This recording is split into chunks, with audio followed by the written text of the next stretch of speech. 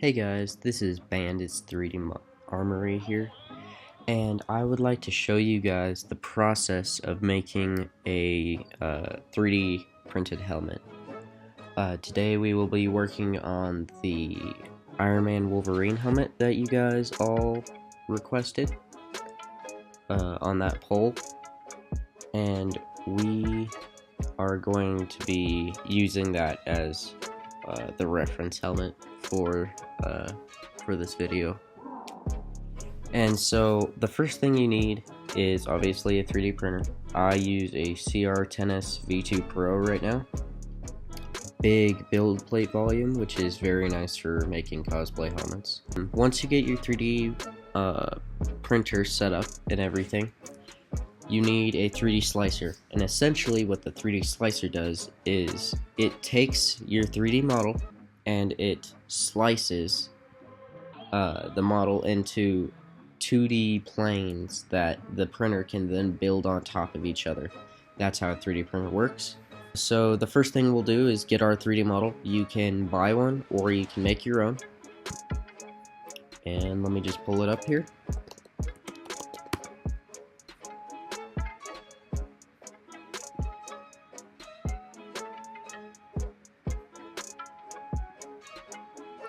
And it'll start to load into the page, and then it'll buffer for a little bit.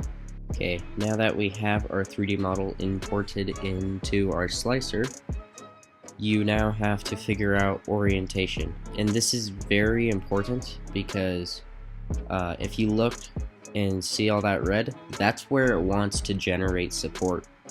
So you want to cut down on the amount of support, because if you were to print this now, it would take probably over 3 days and about, I'm guessing, over 2 rolls of filament, which is a lot of money, and you don't need to have that much because it'll just be a lot of waste. So I follow Frankly Built's guide for Iron Man helmets, and I actually print them like this. This seems to be how you reduce the amount of filament you need by printing it upside down. I've also taken my original file and cut it into 2 pieces because even though this is a big printer, I don't want to have to generate support for that jaw area too. It'd be much better just to print it separately. So once we have that, okay, now that we have the orientation finished, I would like to move on to infill. So, infill is basically how solid your object is. So, right now, what your guys are looking at is the shell of the object, right? So if we were to do this with 0% infill, it would be a shell right now. So it'd be hollow on the inside, right? You don't need a lot of infill.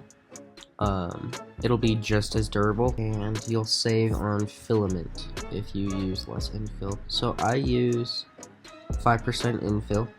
You can use higher if you are scared for your first time. I also use gyroid as my pattern. There's a bunch of different patterns, but I found that this is the strongest, in my opinion. Yeah.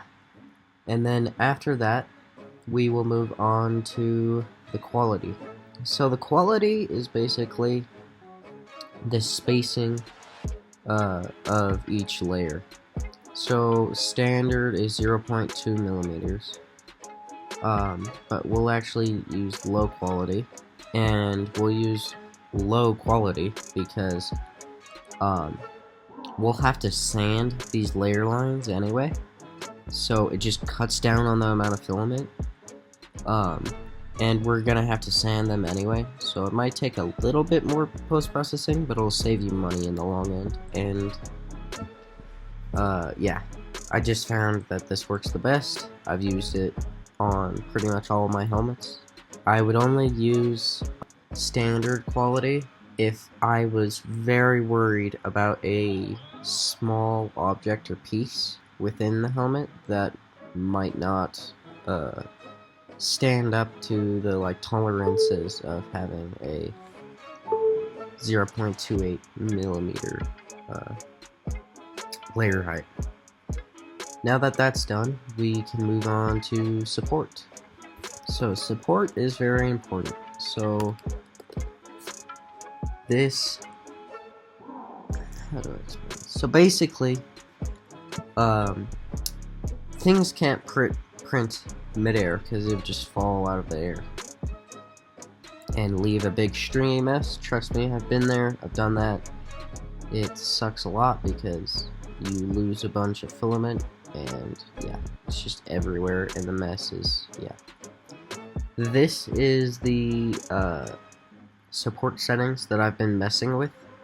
I don't know if they'll work yet, but you can use normal support. This is just what I'm experimenting with. Do not use tree support because even though it might look cool, it does not. It's not good for helmets. It's good for small and medium objects, but not helmets because it'll waste a bunch of material. Yeah. So this is what I've been using so far. The support overhang angle. So this is essentially, you'll see if I decrease this. My bad. See how it's growing? So it thinks it needs more infill there, or support. Support there. But you don't need that much support. You find this number by tuning in your 3D printer. I know that my CR10S V2 Pro can print at a 65 overhang angle, and without issue. You really just have to find what works best for your printer, and I mean, you have to tune in your printer too. You can't just like plug in and start printing. You have to tune it a little bit. Even on like the Bamboo X1 carbons, you still have to tune them a little bit. Hey, this is Future Bandit here. I forgot to include the part of the video about beta adhesion. Beta adhesion is important because we use it as a safety measure during long prints, because they can peel up from the build plate and warp and make your print fail. So I use rafts, and I have a extra margin of 5 millimeters, and I use a 0.3 millimeter gap in between the raft and the actual print itself. Yeah, so back to the video. Sorry. Now that we have our raft set, what we can do is slice this model. And the slicing process will take a while because depending on what computer you have, just because it takes a lot to slice this 3D model. Okay, the slicing has finished. From here, we can press on preview, and it'll start generating the layers, so you can see. Now, this seems to be the best time I can get it to. You can probably get it a little bit better if I were to add a support blocker here. However, I'm going to keep it like this. I've printed it like this before, so this is what I'm going to use.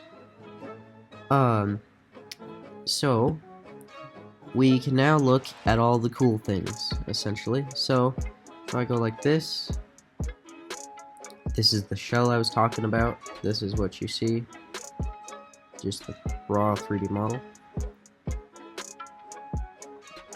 These are the supports or helpers, and you'll notice once it's finished printing that there will be a lot of layer lines in this area here, but I will show you guys how to take care of that further on in the tutorial series. And then now we can look at the infill. So the infill, like I said, is what fills in the distance between the shells. This is 5% infill. You do not need it at a higher density, I've found, at least for me. It's still very durable, and it can put up with a lot. Let's re-engage everything. You do not need travels. Travels is the basically the route the head will take to print your model. Yeah. We engage this, and you can use this slider here.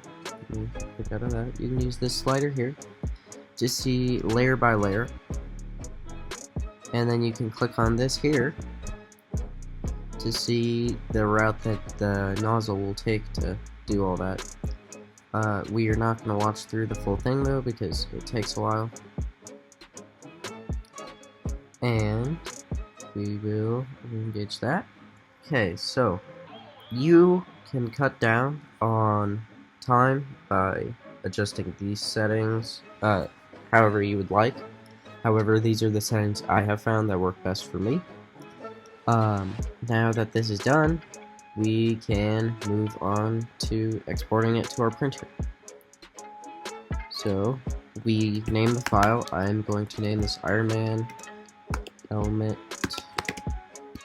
2, and I will see you guys at the printer. Now we are at the printer, and what we will do is we will take the micro SD card, and we will turn on the printer. There's some filament scraps there. Now the fan will start spinning, so it's going to be kind of loud here for a second. I'm sorry about that. One thing that I would like to let you guys know is that it does not matter the filament color, because we will be sanding and painting over it anyway. I personally use the Sunlu PLA Plus filament because I found it's the most durable and it seems to work very well. I am going to experiment later on with the Cosplay PLA that's made to be very well sandable, basically. Next we will click on print, and we will find our file, which is right here. And I personally use these temperature settings. I set it to 215 for the nozzle and 60 for the build plate. Next, it'll heat up, and then it'll start. This one has a can self-level. Let me show you guys that real quick. So that thing right here is a probe, and what this does is this will extend and touch the build plate, and it'll measure the height from between the bed and the nozzle, and that's how it gets its precise measurements so that it can adjust accordingly. I already cleaned this, but I use isopropyl alcohol and just a microfiber cloth to get all the dust off. And one other thing I would like to mention is that do not turn on economic mode, because it will not, it'll mess up your print, because I believe what it does is it turns the fan off every so often, or it adjusts the heat. But either way, I would not use it because it will severely mess up your print. Trust me, I've done it before. That's why I'm giving you guys words of advice. This is the color we're using. Like I said, it won't matter because we will paint over it anyway. This is going to be it for this video, and I will see you guys once the print is finished.